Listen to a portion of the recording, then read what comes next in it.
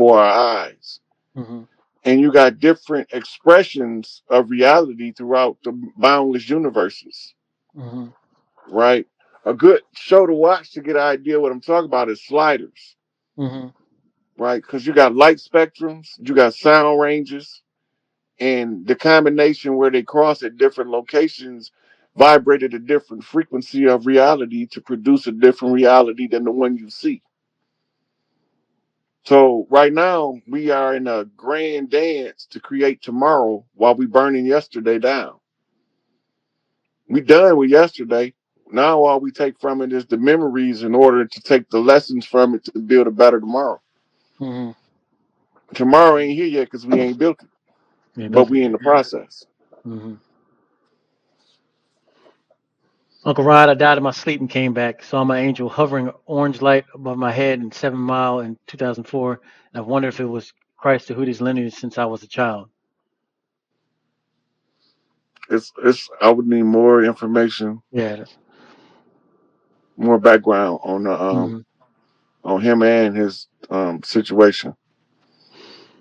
Grandmaster Hayes, what exactly is in a red iron oxidized dust around the sky, a sun from the sky? The tail of Nibiru, the red iron oxide is the rust because it's a brown dwarf. It's a collapsed star, and it took Mm-hmm. on a metallic form.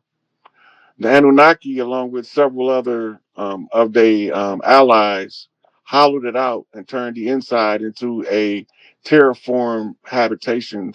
It's huge. Mm-hmm. And the iron oxide blows off the surface of Nibiru as it hurls through space as a dust trail. Mm. What if this Earth is going through an upgrade? You know what I'm saying? And are there some certain beings that on here that cannot go along with the upgrade? And what about the beings inside the Earth? Even these humans that are building inside the Earth, will they be affected by the upgrade?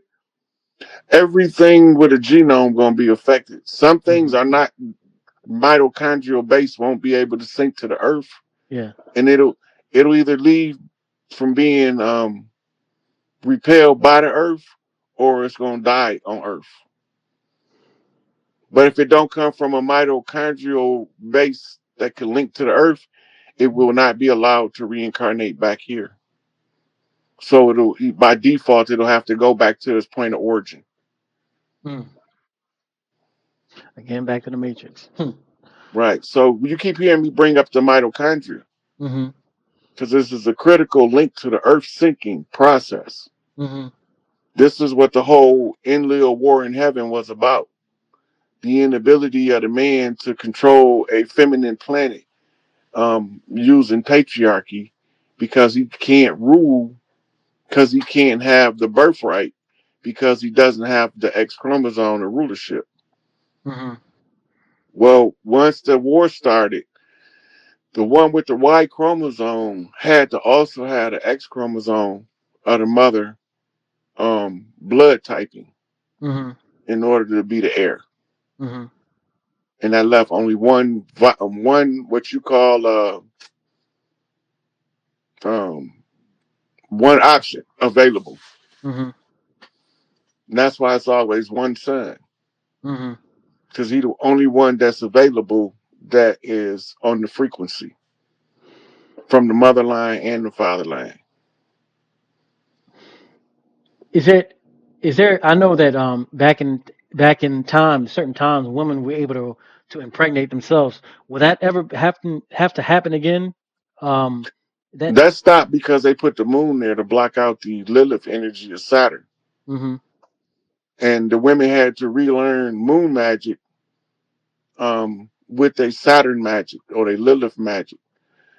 Once they understand how to tune their frequencies of their body, they will be able to spontaneously reproduce what we call parthogenesis. Mm-hmm. But only certain ones of them would be allowed to do it, Mm-hmm. right? So her status would be queen, Yeah. like the queen bee, queen termite, queen ant. Mm-hmm. Hmm. All right. Question here: can you relate or describe the cosmic slop?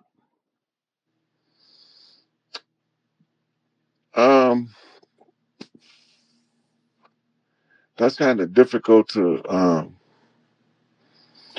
I'm not sure when she used the term cosmic slop. I'm thinking she's talking the waste product of creation Mm-hmm. being stirred up, Mm-hmm. but I'm not familiar with it as this term.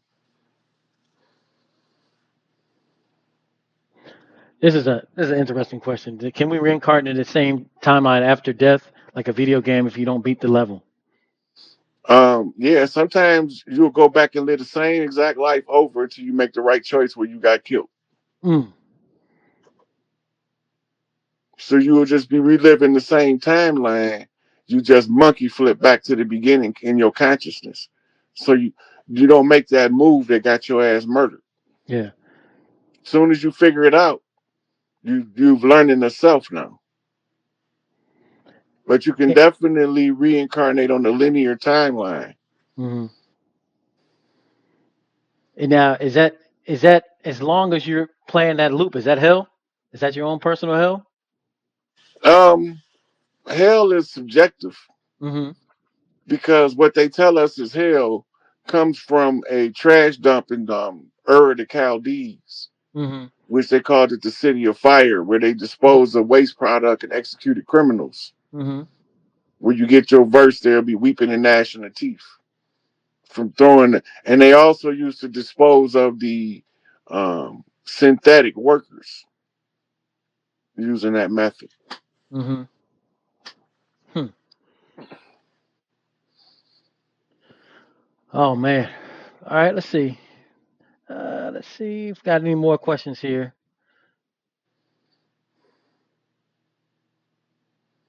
I know you might want to hold on a second. My computer's lagging for some reason. There are times I babble, and when it's happening, it reminds me of the term speaking in tongues. But I feel like I'm speaking ancient language. Can you break this down for me? You have to learn how to translate it into English. Mm-hmm. As soon as you learn that, it all makes sense. It's Mm-hmm. not gonna make sense until you. So if you find yourself doing it, if you can record it and listen to it and ask yourself, I feel like, what do I feel like I'm saying? Mm-hmm. Right? If you're in tune with your emotional body, the expression of the feelings that's coming across can help you to translate what's being said. Mm-hmm. But a lot of time we are literally speaking Atlantean or um, ancient Akkadian or something. Yeah. A lot of those ancient languages. Mm-hmm. All right, brother. I'm not seeing any more questions. You know what I'm saying? And I ran out of my questions, man. So hey, um, hopefully, like I said, hopefully the good sister can, we can get back on there. I really wanted y'all to get on here. I'm like I said, I hope she's okay. I'm gonna reach out to her again to see if all is well. But regardless, Yeah, you know let what her I'm know saying? we missed her, and next Yeah. time when she ready, we'll be ready. Yep. Indeed. Yes, sir. Yes, sir. Well, that's it for me. Like I said, you know what I'm saying? If y'all haven't already, please follow, like, and share. Get this information out to the people, you know what I'm saying? Especially dealing with this day and time. We talked about some really important things that we're seeing that are brand new, you know what I'm saying? That are very important happening as far as waking up the masses, you know what I'm saying? So, as always, Uncle Rod, man, I appreciate you, my man, and you know what I'm saying? And you know what I'm saying? And we're gonna link back. I'm gonna have to get the good sister back on here, but I'll find out what's going on and we're gonna work it out. In the Okay, meantime, hey man, when I say that I literally 3 times a week I'll be listening to you, you know what I'm saying? Because it's very comforting hearing a voice that is talking on this caliber and this with this type of information that's so necessary. So I applaud you, brother, man, for what you're doing and just teaching us. You know what I'm saying? I applaud you 100%, man. Uh, appreciate it. Appreciate it. yes, and sir. Again, you know what I'm saying, and I took this from you. You know what I'm saying? All tribes unite. You know what I'm saying? That's what we got to get going, man. So I Feathers up. appreciate. Yes, it. Appreciate y'all. Free Dr. York, free Larry Hoover, Kanye's right, all that good stuff. You know what I'm Yeah. saying? Hashtag. That's it. We see y'all next time. Polka Dot Rabbit podcast. Please follow, like, and share. We out of here. Peace and love. Peace.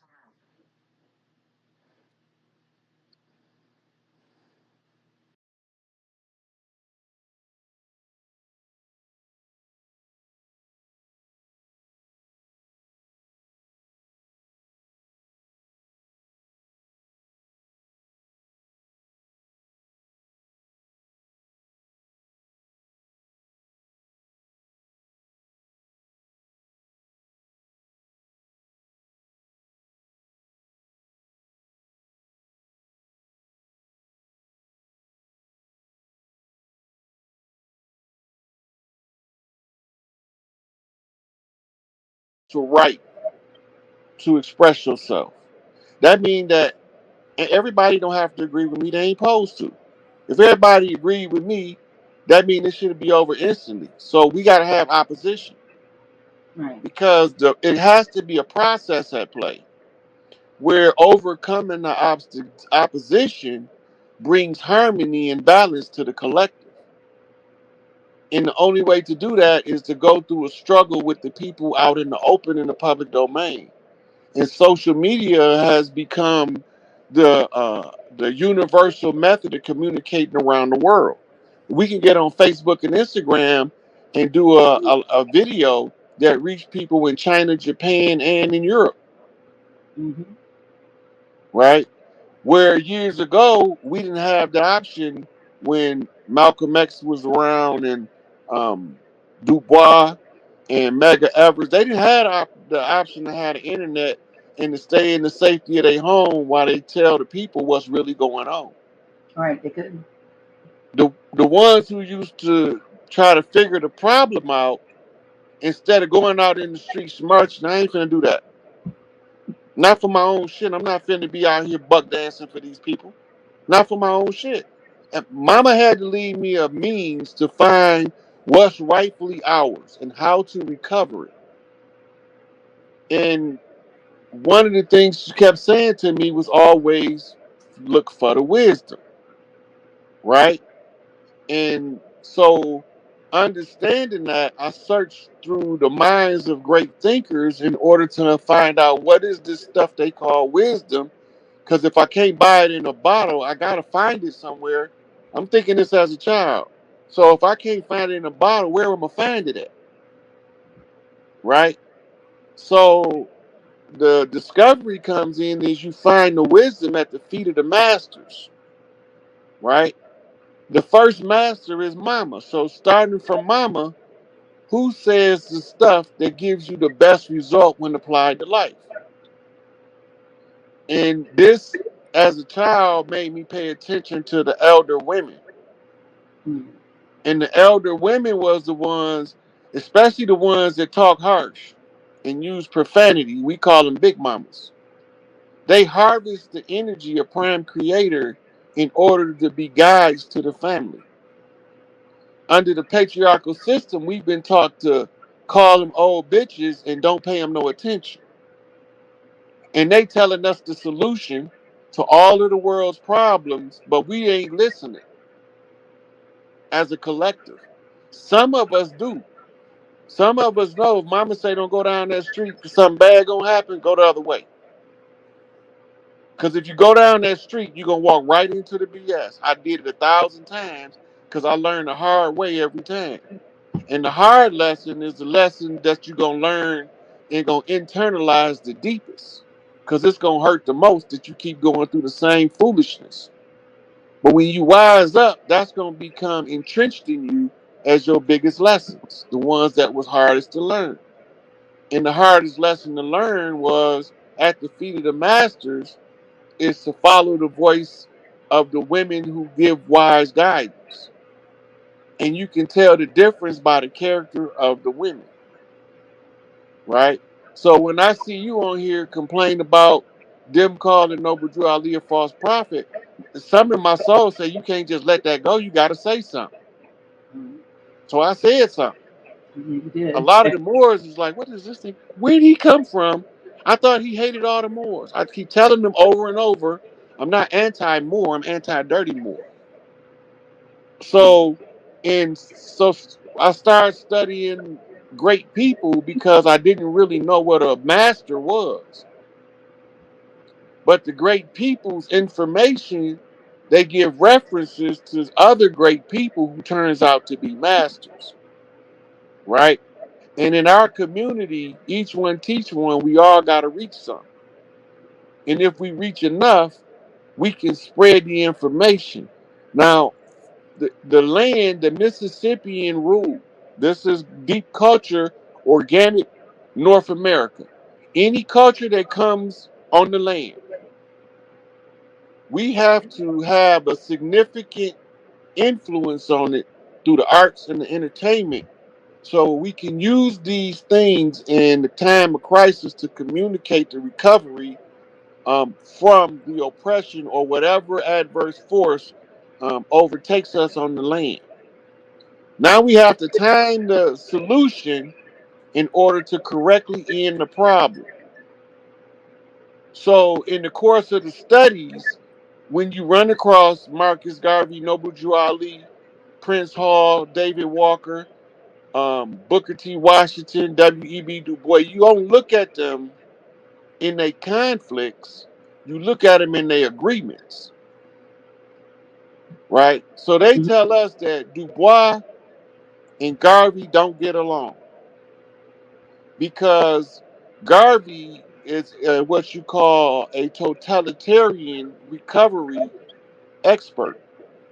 In other words, he come to recover the whole of the original structures from its original source out of the Blue Lodge, where Du Bois comes from a different angle or perspective of view.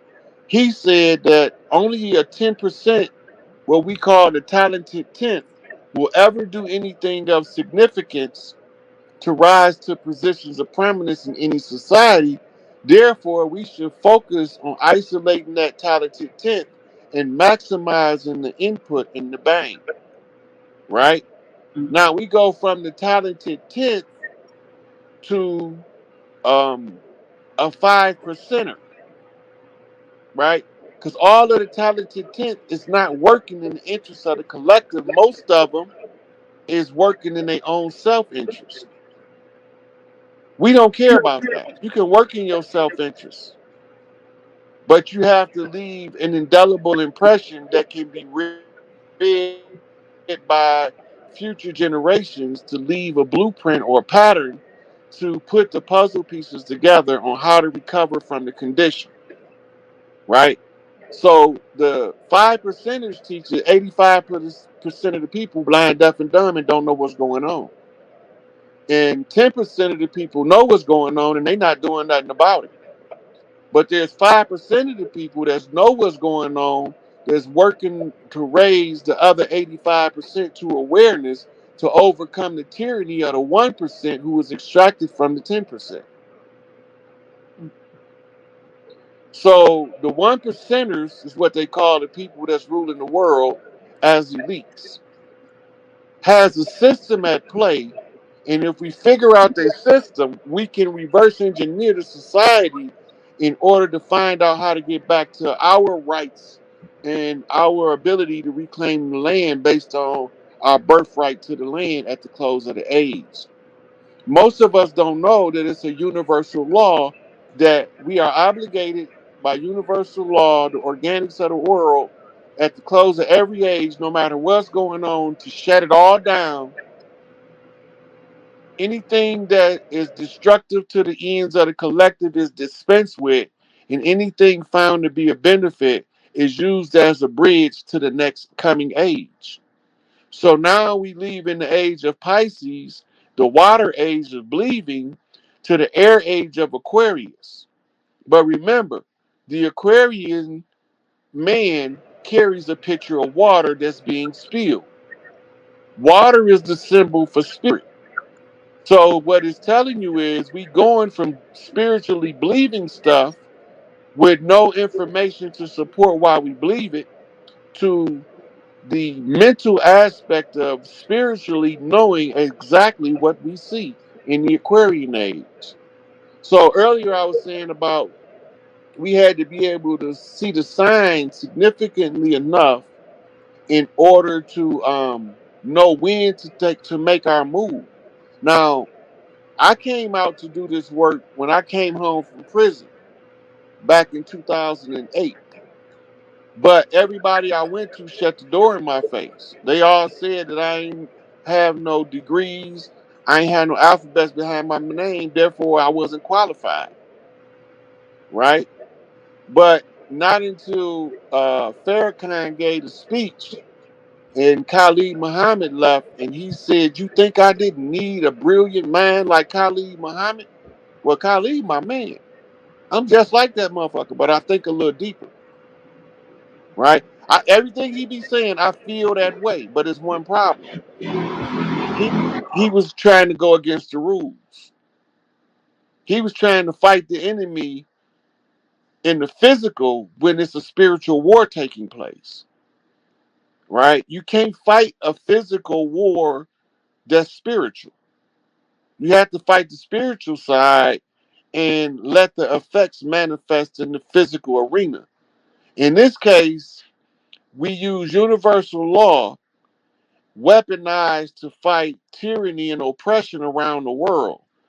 And after you go through the dark night of the soul, you begin to see the pattern in which universal laws apply. And this is where me learning the functions, structure, and intricacies of civics and the changing of rulership in past historical contexts in both hostile situations such as a coup d'etat to